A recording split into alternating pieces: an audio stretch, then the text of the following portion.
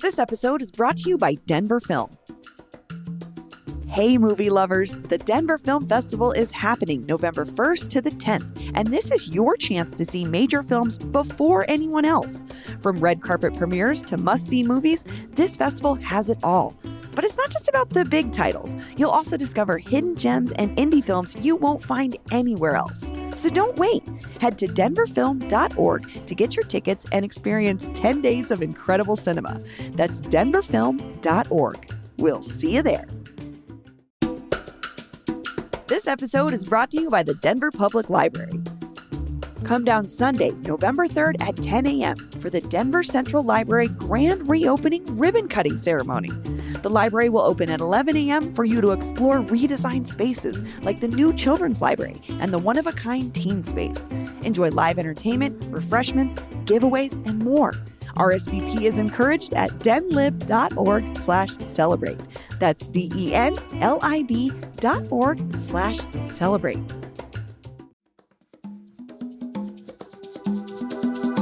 Today on CityCast Denver. When the Venezuelan gang situation went viral, the whole country was talking about Aurora, and that felt really weird. But it's not the first time something ridiculous has happened here, gone viral, and given us that feeling. So today I'm joined by two of our favorite guests to look back at some of the biggest viral moments Colorado has ever had and talk about what they say about us or don't. Oh, and just a warning, some of these viral moments touch on mature themes. And finally, stick around to the end for a sneak peek at the new Central Library. It's a really fun sponsored segment from our friends at Denver Public Library. Today is Wednesday, October 30th. I'm Bree Davies, and here's what Denver's talking about.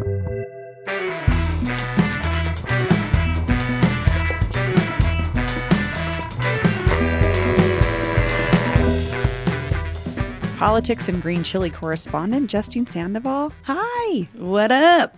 And former journalist and aficionado of all things Denver, David Gilbert. Welcome back. Hey, thanks. So today we're talking about viral moments, like specifically when stories about us, like Denver and Colorado, make it outside of our little sphere and into the national conversation. Before we get started, the reason that we really wanted to talk about this in this moment was because Colorado, and specifically Aurora, has been in the news a lot lately with the Tren de Aragua gang hysteria. Justine, what do you think about when you see national outlets talking about Aurora? Oh, Aurora.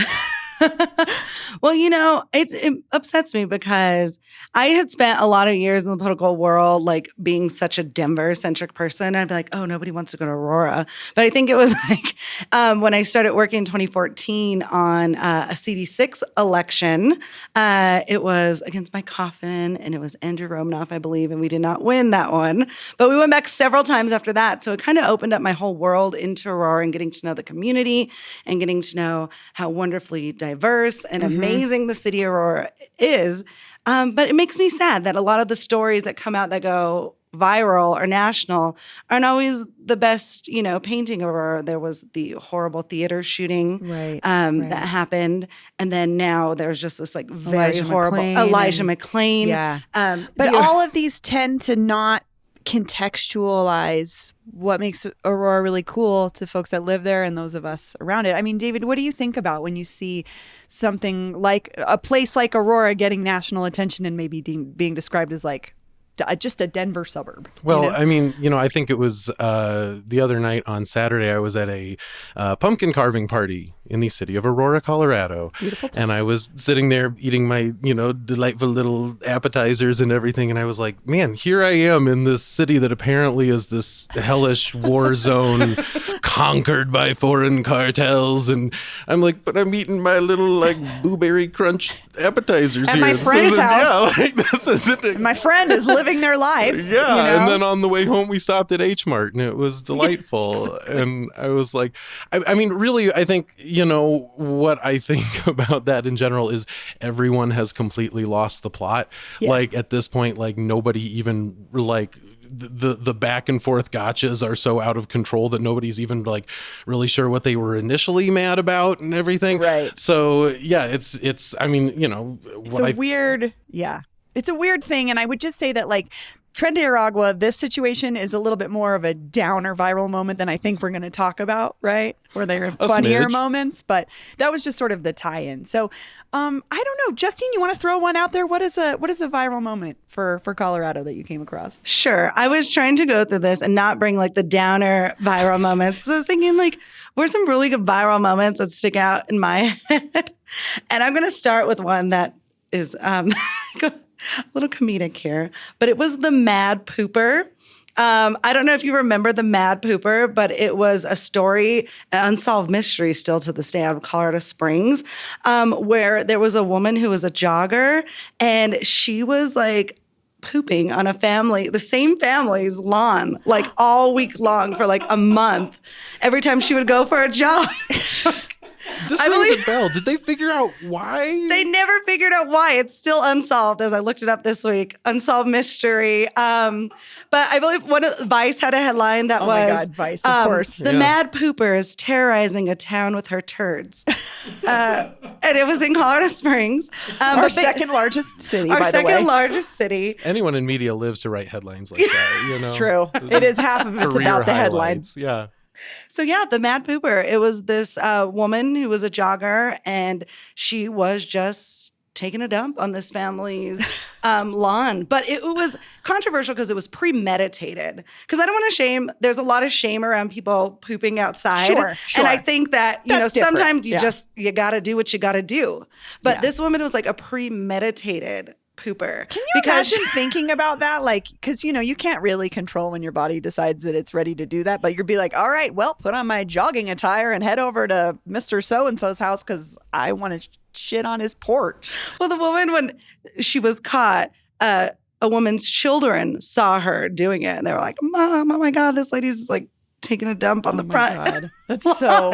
And she ran out and confronted her, and she was like, yep, sorry. But she was like bringing her own napkins. She was bringing her own like supplies. Her spot. Yeah. But it became like a huge like story, and all these late night shows started talking One about of those it. opening joke things. Yes. And it Sure. became a whole thing, and everybody knew about the Mad Pooper of Colorado Springs. I And gotta do a deep dive on this. This sounds just like ripe for some kind of I love dossier. Like, who is this? the Mad Pooper. The But Mad to this Pooper. day, she Okay. has not been identified. They don't know who she is. She stopped doing it, I would assume, because of the viral attention. Yeah. Well, if you know the Mad Pooper and you know who it was, let us know. 720-500-5418. Unsolved mysteries. Unsolved mystery. Okay, David, what about you? 2018, the Okay. back-flipping FBI agent. What? You remember him? No. Okay, Yes. what was it? Mile High Spirits, I think, was the bar in the Ballpark neighborhood.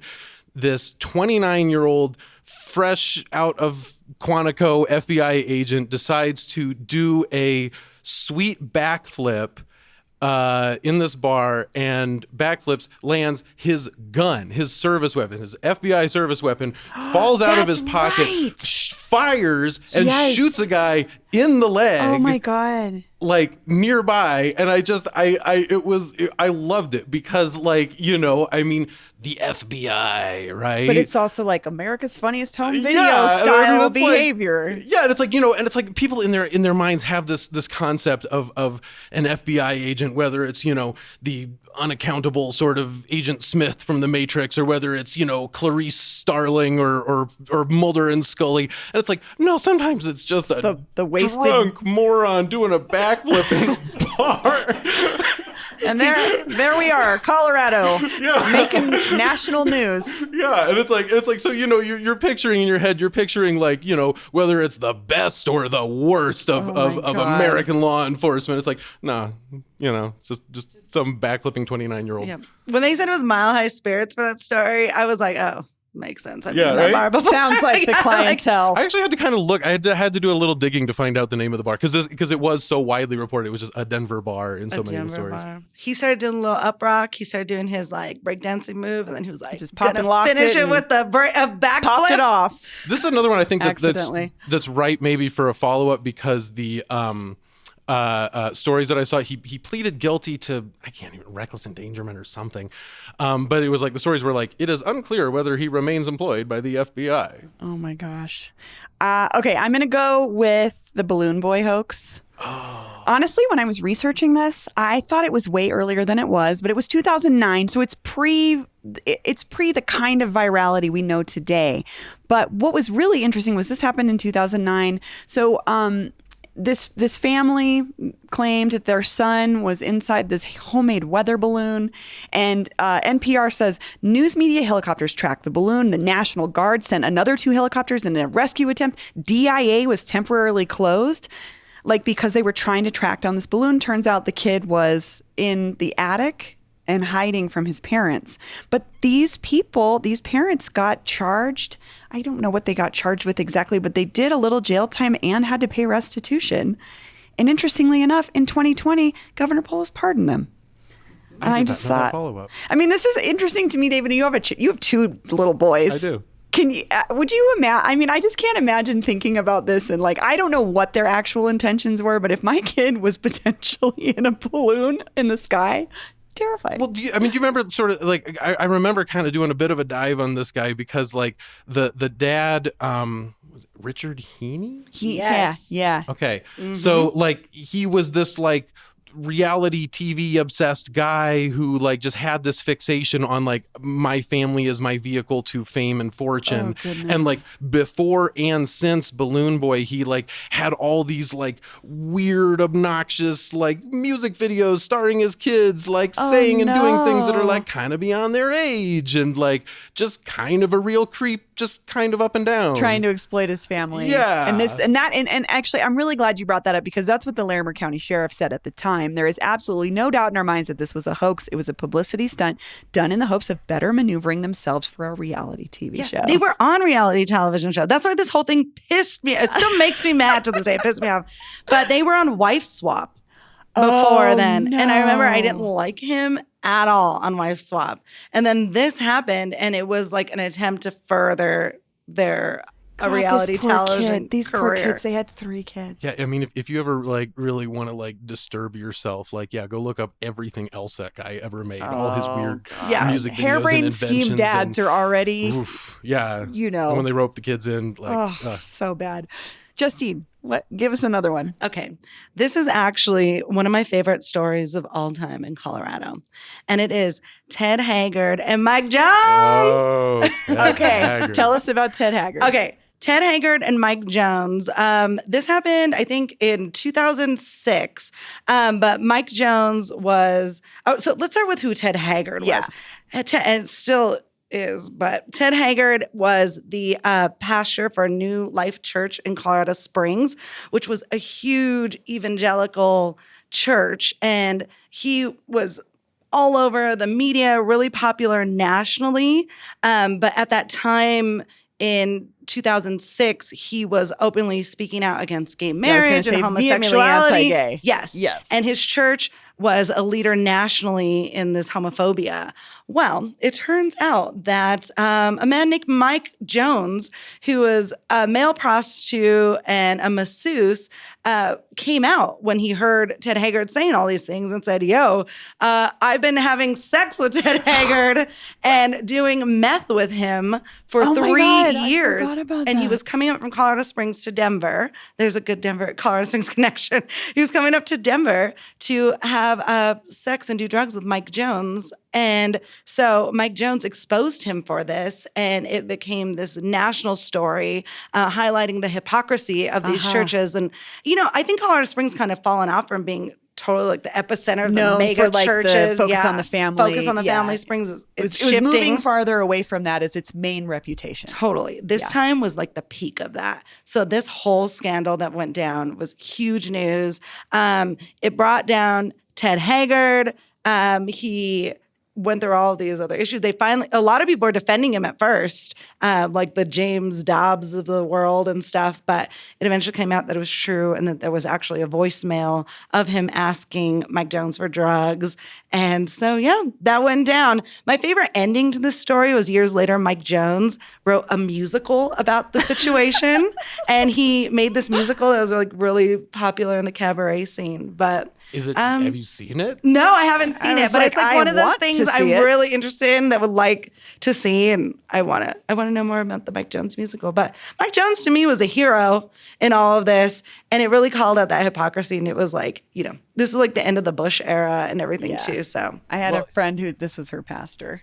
Oh, really? Yeah, wow. Yeah. She had already left the church, but it was like, yes. It's so interesting to remember. I mean, 2006 does not feel like, I think, culturally tremendously long ago. And yet it was like, I think it was like 2005 to 2000. I believe, correct me if I'm wrong, 2006 was the year Colorado voters passed a constitutional amendment banning gay marriage. 43. Yep. And that is why what motivated Mike Jones to come out and talk about this, because Ted Hager was a big and it's like it doesn't feel that long. It's like, oh, we all had like razor phones back then, and like, but no, like Colorado voters passed that amendment in 2006. That's a great thing to think about, though, when we think about how progressive Colorado is on some things. Like, it hasn't been that long on many of these issues, including existing as a gay person. And FYI, it is on the ballot now, Amendment J, where you can take that constitutional language out of the state constitution now. Yeah, I love that. How far we've come. This episode is brought to you by New Era Colorado. Young people are 1/3 of the electorate. New Era Colorado is a grassroots organization that organizes and mobilizes young people to participate in the political process, to harness their collective power to co-create a Colorado that serves all people. Growing up, my parents sat me down with their ballots and went through it with me even before I was old enough to vote. So then when it was time to vote, I used to have parties and invite people to my house to fill out our ballots together. It's a big election year in Colorado and nationwide, so be sure to vote by November 5th at 7 p.m. And remember, in Colorado, it's never too late to register to vote. You can register to vote or update your registration at a voter service center in your county. Just be in line by 7 p.m. on Election Day, November 5th. With a ballot in hand, you have the power. New Era Colorado is here to help be your guide. Just visit neweracolorado.org for more information. That's neweracolorado.org. This episode is brought to you by Denver Health. October is Breast Cancer Awareness Month, and we're talking about something incredibly important: life-saving mammograms. Breast cancer can affect anyone, but the good news is that with early detection, it can be caught and removed early. That's why getting regular mammograms is so crucial. The breast care team at Denver Health is committed to helping catch breast cancer early when treatment is most effective. A mammogram is quick, non-invasive, and can make all the difference. If you're 40 or older or have a family history of breast cancer, don't wait. Early detection saves lives. Take control of your health. Visit denverhealth.org/mammogram to schedule an appointment. That's denverhealth.org/mammogram.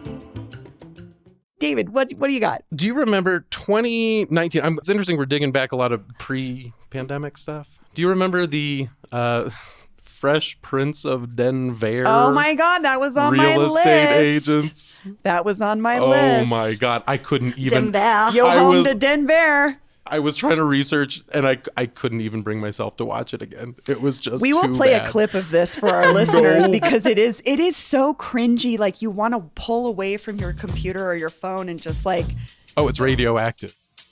Now, this is a story all about how we turn the real estate market upside down. And we'd like to take a moment, just sit right there. We'll tell you how we sell the homes in a town called Denver. So this group of realtors had made this video where they took the Fresh Prince of Bel-Air song and changed it into Denver references about essentially gentrifying Denver. It wasn't just it was so blatantly. It was just so blatant. And I was thinking about it because one of the opening scenes is in the Little Man ice cream milk can on the north side. And Little Man had to come out and make an official statement and say, we did not approve of this. Not only did we not approve of this, they tricked one of our employees into letting them come to film this. And I thought, oh man, I felt for Little Man in that moment because I was like, you don't want to be attached to this thing. I think luckily it didn't really do much for them, but it really brought the city together because everybody hated it. Just hated it so much. Like, Justine, what about that video though was so cringy? Like, how do you describe what it felt like to see that? Well, first of all, it was dorky AF to the point where I was like, oh my God, I like wanted to bully people, well, which essentially everyone did. I was going to say. That was everyone's reaction. Kyle Clark was very strategic. He did presented without comment. Yes. Which was incredible on his part. part. I was like, oh, Lord, I want to take this one on. My friend's son was like, he's still the manager, but he was working for Little Man at the time. And I called him like, did you let this happen? He's like, I swear to God, it wasn't us. And so Little Man actually came out as the hero and everyone was like, poor Little Man got tricked into this. I just think the reaction, it's annoying. The whole situation was annoying because this was like a low-high group too, which was like a whole other controversy of like, we're the low-high real estate people. But it's just that kind of like, I think the tension at that time really had a lot of people on edge about gentrification and how like just gross in your face it was. Because I think we've had this discussion here many times. Cities change, neighborhoods change, development comes in. That's just something that we have to a growing pain we have to deal with. And I've had my share of growing pains as someone who was born and raised in the city. But that was just kind of like a in your face type of F you. And we were just like, all right. Yeah, it always reminds me of who was in the room and who was contributing to this conversation. Because nobody said, oh, you guys, I don't know, man. This seems like maybe not the right thing. My friend who's been a realtor for 20 years, I remember when it came out, she goes, that thing's been out there for 2 weeks. I can't believe it took that long for people to find it. And I was like, so it'd been circulating sort of more in the realtor world before we got a hold of it. But interesting. Man. Well, okay, Justine, what do you got? So my last one, of course, is a bummer, but I couldn't help but mention this one because to me, this is probably the most viral moment, but it was the Columbine shooting in 1999. I was at Baker Middle School in 7th grade, but that just moment really set off. There had been mass shootings already that had never been categorized as that across the country years before. But that moment forever like changed the entire narrative around like mass shootings. The idea of like what the shooters were wearing became a whole thing, like trench coat mafia stuff, video games. The first time, like it was a big time in the US where like it was Marilyn Manson, it was video games, it was this, it was that. And it always comes back when they still talk about mass shootings, you always come back to Columbine. That's this is a really interesting one to me because you make a great point in that this is not the first school shooting, but this is something that took it to another level to where it was forever connected to Colorado. Yeah. You think of a school shooting, you think of Colorado. Yeah. I think it was the largest mass shooting until in school until Parkland. And still Columbine, the conversation around Columbine school shooting overshadows any other school shooting. And the reverberation throughout popular culture too. I think Bill O'Reilly had Marilyn Manson on to explain why his music, why he thought his music was promoting this kind of behavior because, Marilyn Manson's bandmates, they all have names named after serial killers. And that's where it really struck close to home for me in that, like, I grew up in this era. So that happened, Columbine happened my freshman year in college.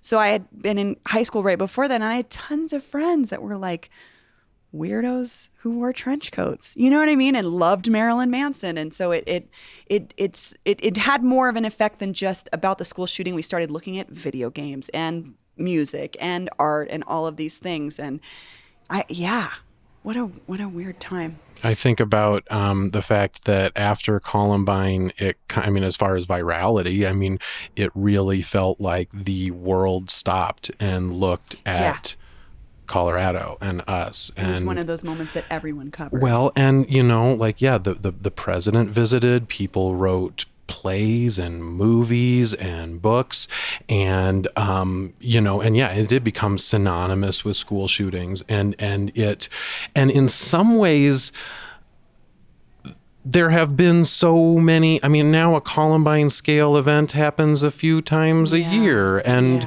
those towns don't get visits from the president or plays and movies and you can't say books. the name of their school and everybody know what you're talking about. Right. And in some ways we almost received the benefit of being given that kind of attention and kind of cultural or community grieving and reckoning that dozens and dozens of other places now don't get. It's like, oh yeah, that time somebody shot 20 people at the mall. Yeah.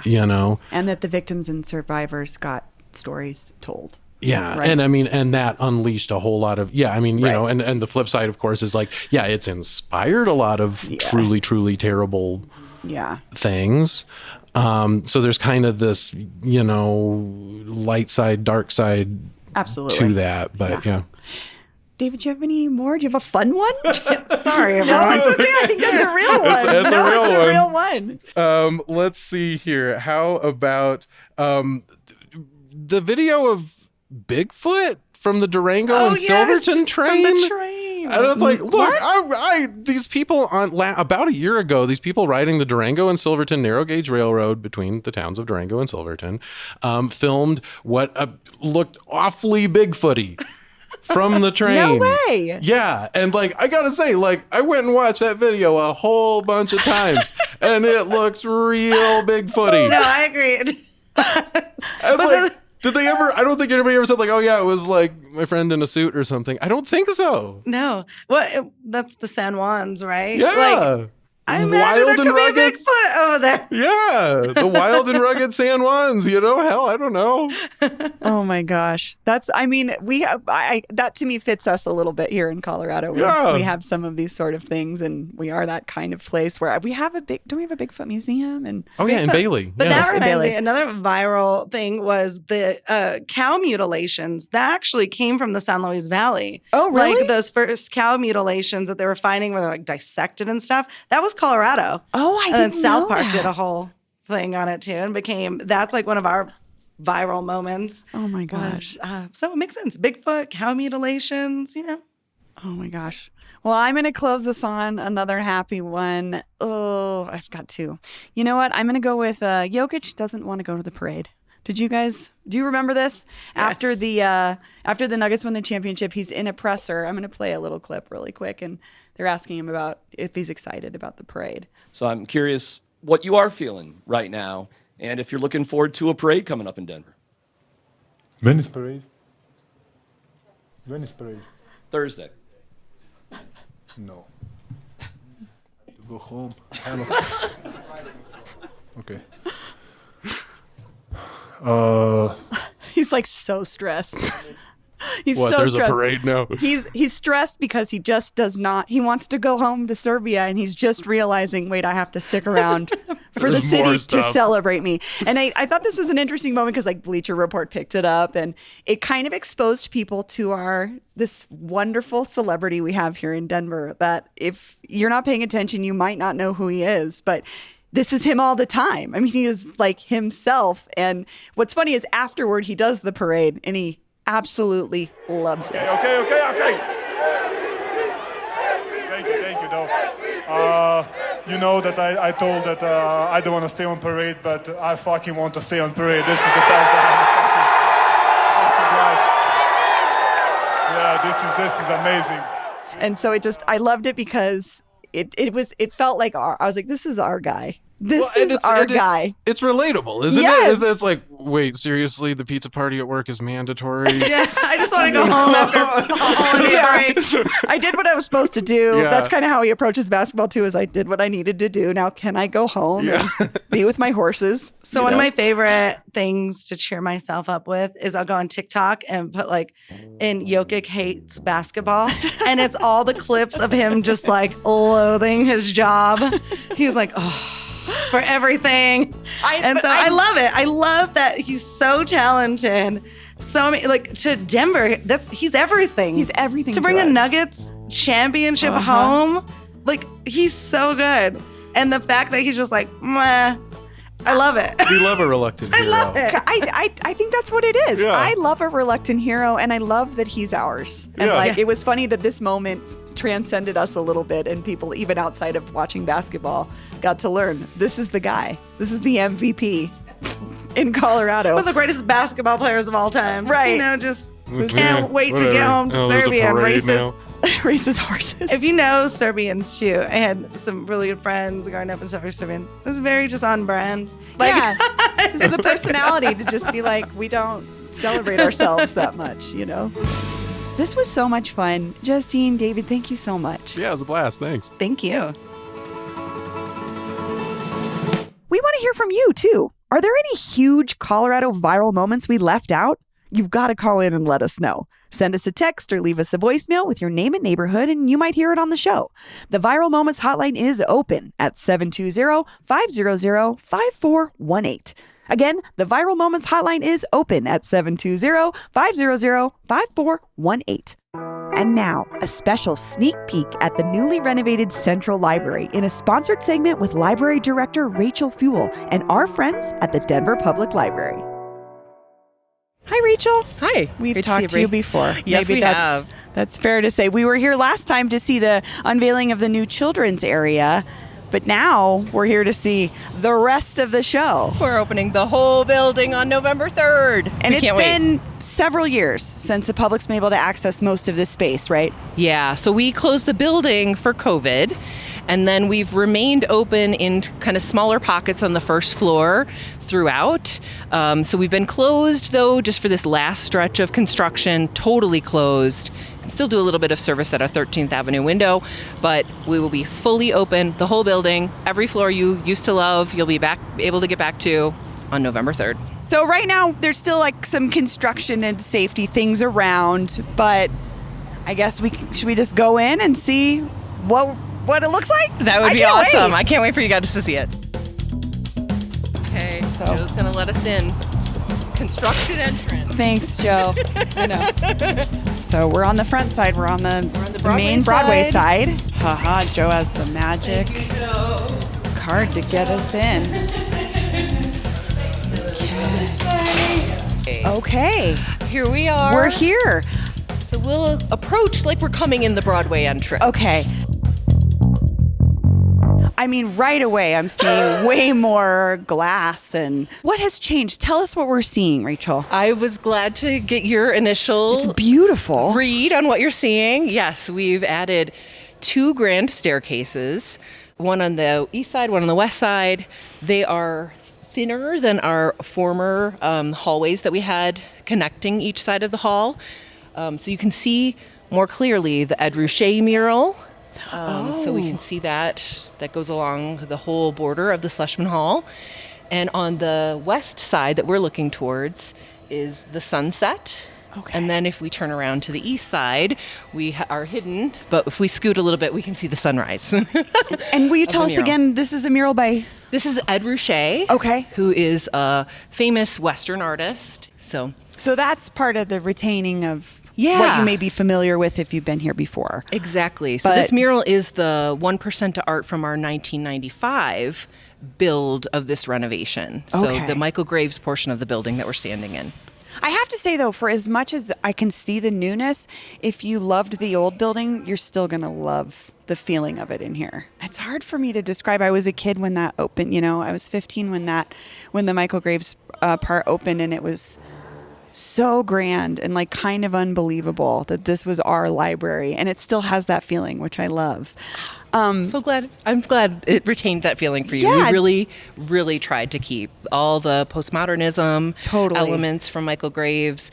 And really, you'll still find the bird's eye maple and feeling really warm within the building. We've retained a lot of those Mediterranean hues from Michael Graves.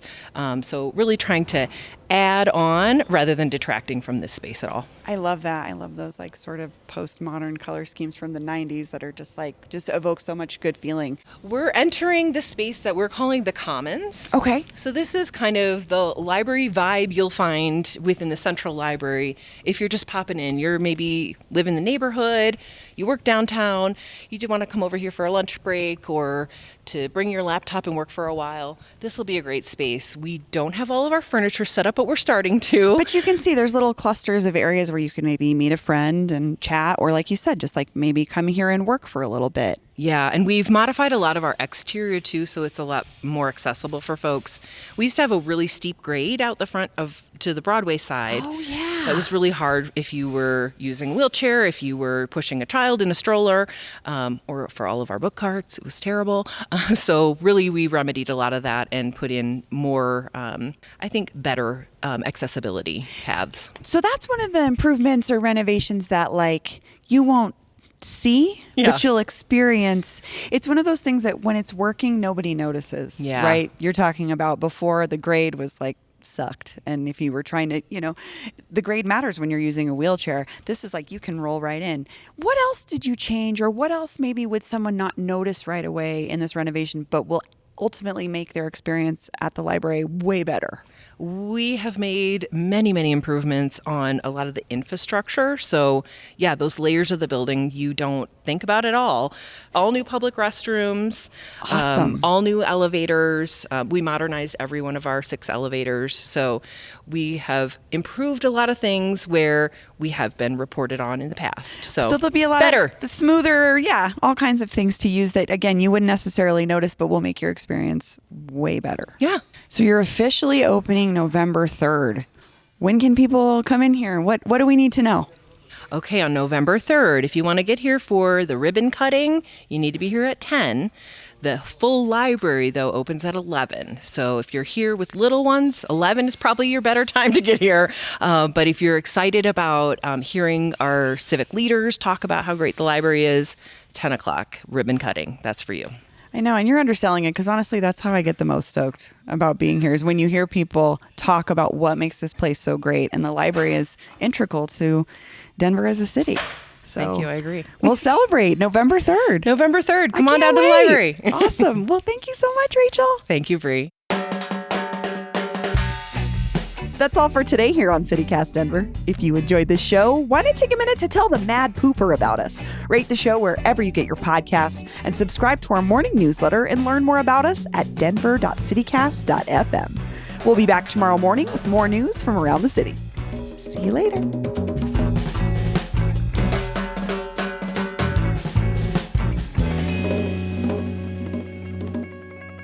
I also had Hancock's tweet, pass the potatoes, not COVID.